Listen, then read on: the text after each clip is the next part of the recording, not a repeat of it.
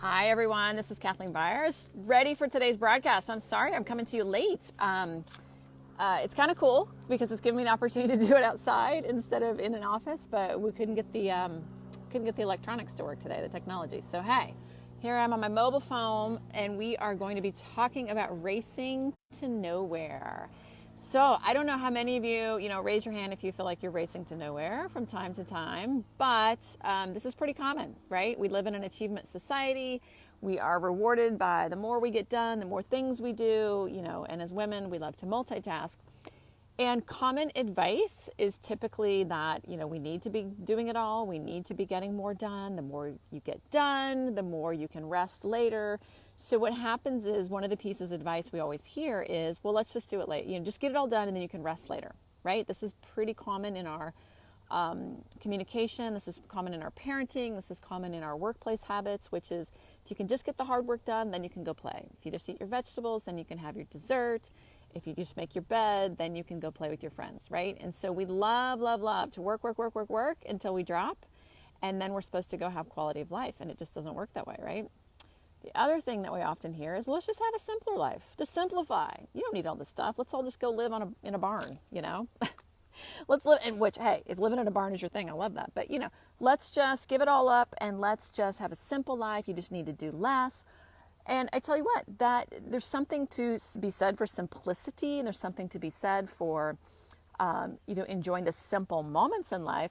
But to give up things that you care about, to say, look, I just need to embrace the simpler life and to do less is more, it's not, right? And especially if you're someone wired for high achievement, if you're someone who is an achiever, that is never going to feel good to you. And so then what happens is we give up everything to live a simple life, and now we're just feeling like we've just given everything up, and we're resentful and being like, how do you dial this in? How do we live the high quality life that we want? How do we have a quality experience? How do we live a life of well-being and the life of our dreams? Okay, so one of the things, having experimented with this for over, and researched this for over 15 years now, but certainly 10 years of trial and error. Hey, Michelle. Hey, Abby. How are you guys doing? Thanks for being here. It's neither. It's not doing more and it's not doing less. It's not multitasking. It's not doing one thing at a time. Okay. What it is understanding your human science, right? Your biology and your psychology. You guys hear me talk about this all the time. What you want to be doing is looking at, what do I need in this moment to thrive? Okay?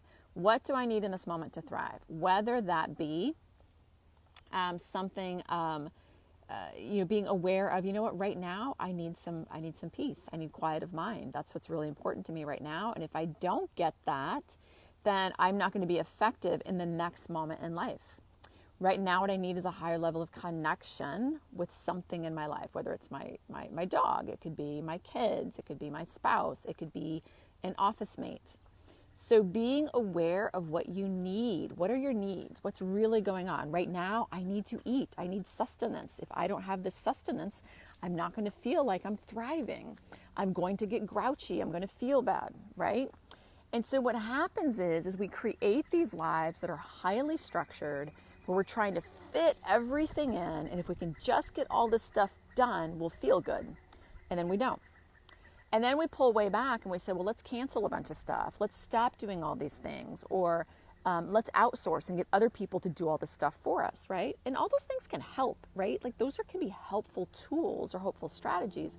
But if you don't recognize what you really need, and you're not wiring yourself or dialing in the goal, which is, the goal is, how do I have an optimal experience? Hey, Alexis.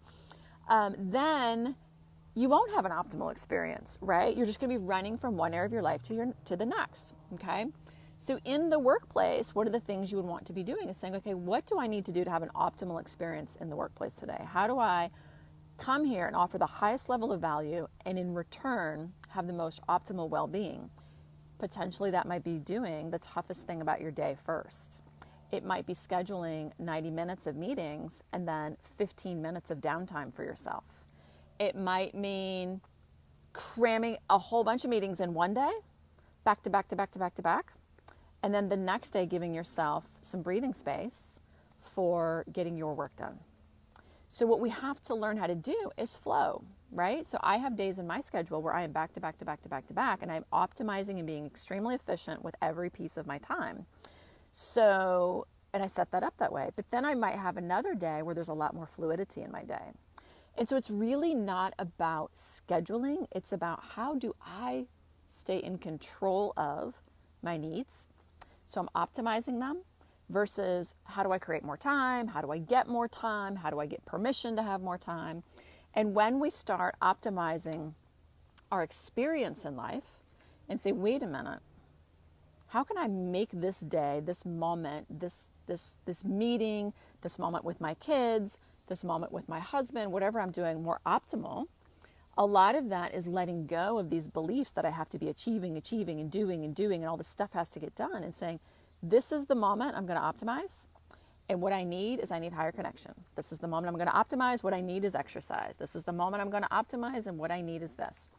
And what happens is all of a sudden we find time to do all these things. And it is the most miraculous thing, and it works over and over and over again. What you have to be willing to do is be alert to the fact that you have these needs and listen to your body's signals that are telling you this is what you need. So here's how you do it. You want to think of yourself almost like a high performance athlete, right? A high performance athlete, yes, there's going to be structure in their workout schedule. There's going to be things that they need to do every day, but it's not always the same things. And they're also paying attention to what their body is telling them, right? So you're going to be doing the same thing, but you're going to be paying attention to what your body's telling you and what your mind is telling you, because you have two pieces, right? We have our psychology and we have our biology. So you're going to be listening to say like, wow, right now, I feel like I really need to be with my kids today. Why am I having such a hard time running off to work? Well, potentially over the last few days, the last few weeks, the last few months, whatever that time period is, you haven't been having as high quality experience with your kids. Maybe you've been going through the motions, getting them into bed, doing the homework, blah, blah, blah. But it hasn't been like joyful.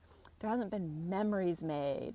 And so when we get into this cycle of just going through the motions, trying to carry it all on us, just try to do, instead of creating optimal experiences that will meet our needs, then we're going to crater. We're going to feel depressed. We're going to feel sad, and all those like icky emotions come in that make us feel like we're out of control. What's the point of life anyways? Why did I even have these children? I can't even enjoy them, right? Instead of recognizing, wait a minute, I've got to create a higher level experience here. How can I create a higher level experience with my kids where I'm getting my connection needs met, despite the fact I've got to work, 70 hours this week.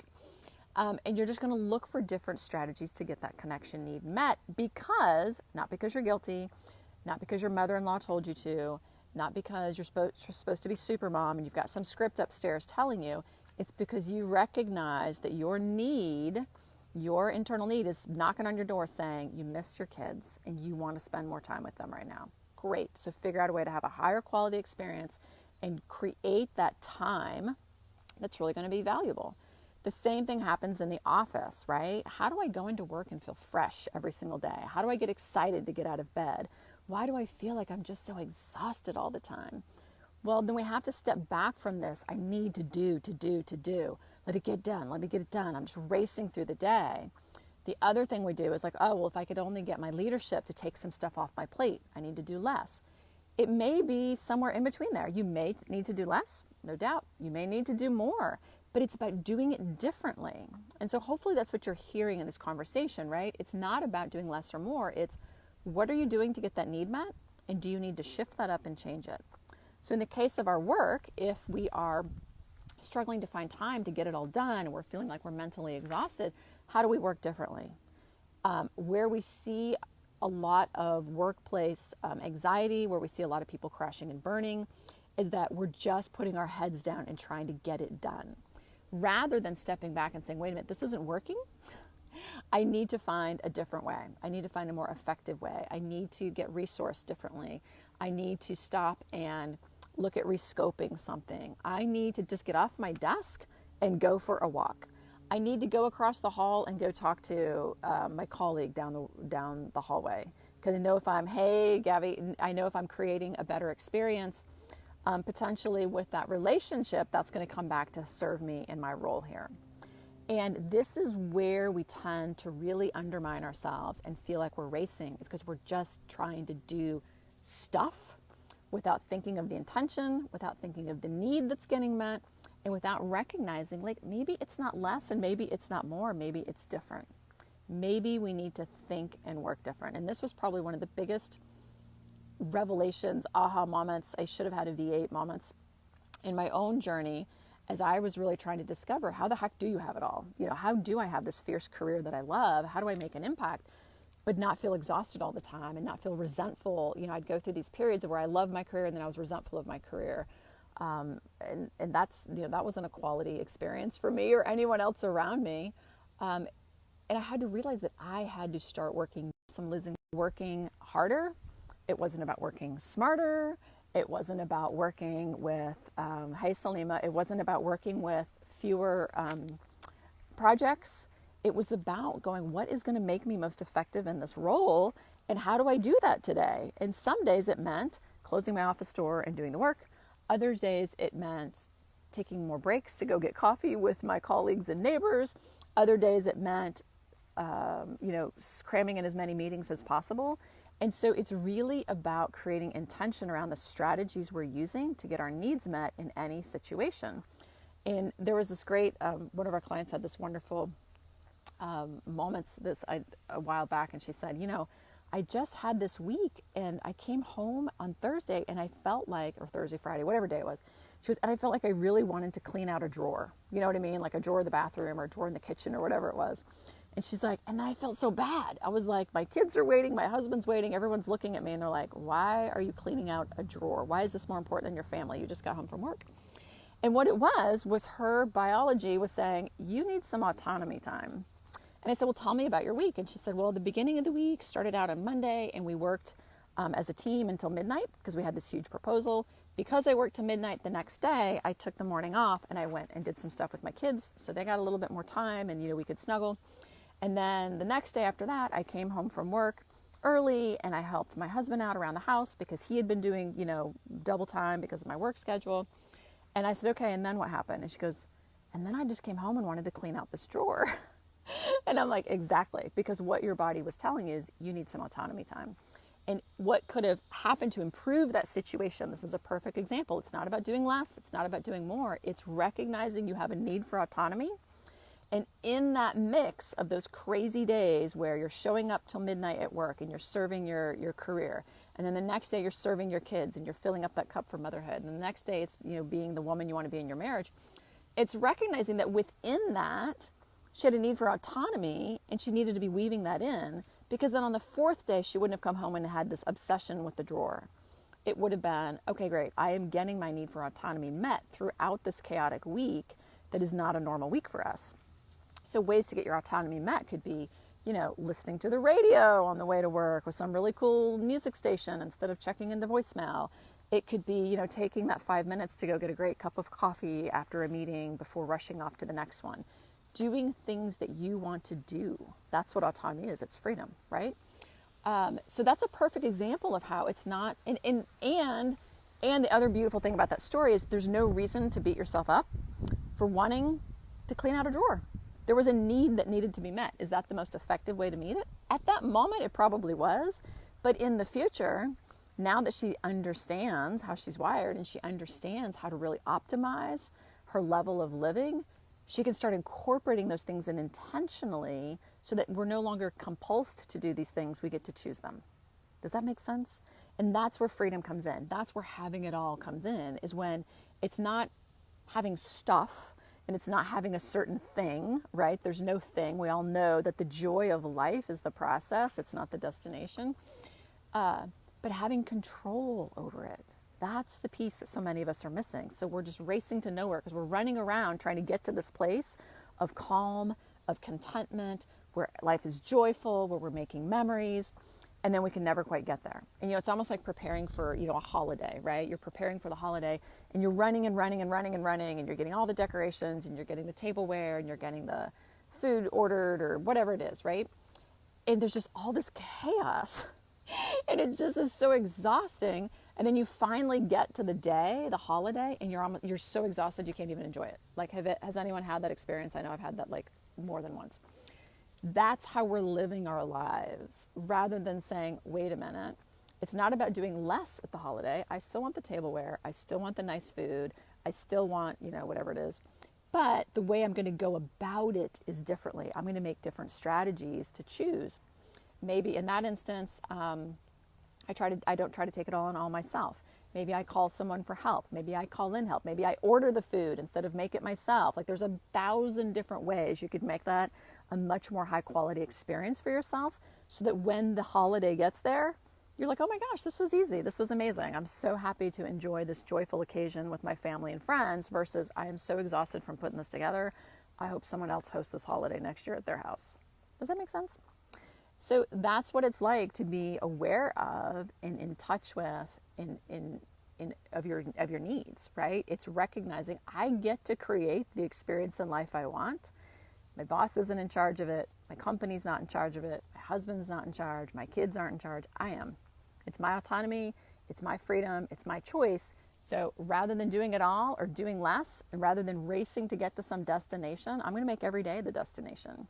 I'm going to make every day the ability to choose where I want to go, who I want to be, and how I want to show up in that moment. And I'm going to serve my needs, and I'm going to serve my needs at a really high level. And part of serving your needs is your career. Part of serving your needs is mothering your kids, or part of serving your needs is, going out into the world and meeting interesting people, or dating, or, whatever it is that's important for you that serves others. That is part of meeting your needs, but it can't be all of your needs. And we spend so much time thinking if we just get all these other boxes checked off, we can finally rest and relax, and it just never works out for us. So think of it that way. Think of being that high-level athlete who's trying to optimize their needs at all times and be really efficient and effective. Think about it in a way of you have multitudes of choices to get your needs met. Think about it as you get to choose something different. And when you make those different choices, you get to experiment. And if it works, great, incorporate it in. If it doesn't work, boot it out. But either way, you get to be in control. And when that starts happening, life is limitless, right? It just feels effortless. It feels natural. It feels tremendous. So thank you guys for being here on this broadcast today. It has been absolutely delightful. I appreciate your patience with the delay in the recording and the broadcast. And I am looking forward to chatting with you again next week. If you have any questions, just leave them in the comments, or tag someone else who you think could use this broadcast, and let's share as women, helping women to up-level our lives and really live in a space where every woman is feeling fulfilled and feeling free. Make sense? All right. Thanks, guys. It's been great talking with you. Bye now.